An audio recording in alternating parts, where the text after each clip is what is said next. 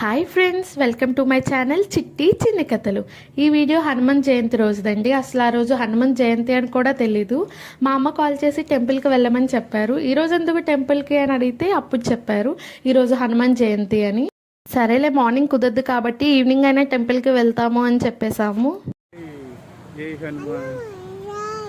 జై అటంబి. జై జై చెప్పు. జై హనుమాన్. జై హనుమాన్. జూహి పడుకొని లేచిన తర్వాత ముగ్గురం ఫ్రెష్ అయ్యి మా ఇంటి దగ్గరలో ఉన్న హనుమాన్ టెంపుల్కి వెళ్ళామండి. వెళ్ళిన వెంటనే హనుమాన్ని చూసి జూహి చాలా హ్యాపీగా ఫీల్ అయ్యిందండి. చాలా బాగా ఎంజాయ్ చేసింది, ఎందుకంటే తనకి హనుమాన్ అంటే చాలా ఇష్టం కాబట్టి.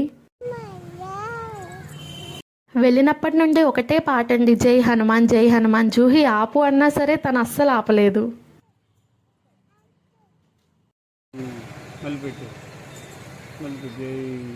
జై హనుమాన్ చెప్పు.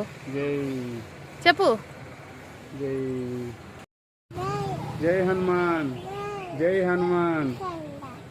ఇంకా అక్కడ హనుమాన్ని దర్శించుకున్న తర్వాత పక్కనే రాములవారి గుడి ఉంటే అక్కడికి కూడా వెళ్ళాము. జూహి హనుమాన్కి బాయ్ కూడా చెప్పింది, బాయ్ బాయ్ హనుమాన్ అని చెప్పి.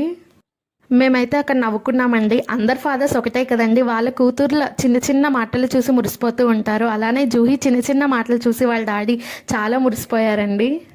జూహికి ఫుడ్ ప్రిపేర్ చేయాలని చెప్పి అప్పటికే చాలా లేట్ అవుతుందని చెప్పి మేము ఇంటికి రిటర్న్ అయిపోయామండి.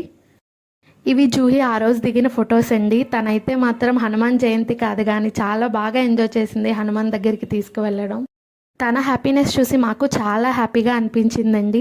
ఎవరైనా సబ్స్క్రైబ్ చేసుకోకపోతే సబ్స్క్రైబ్ మై ఛానల్.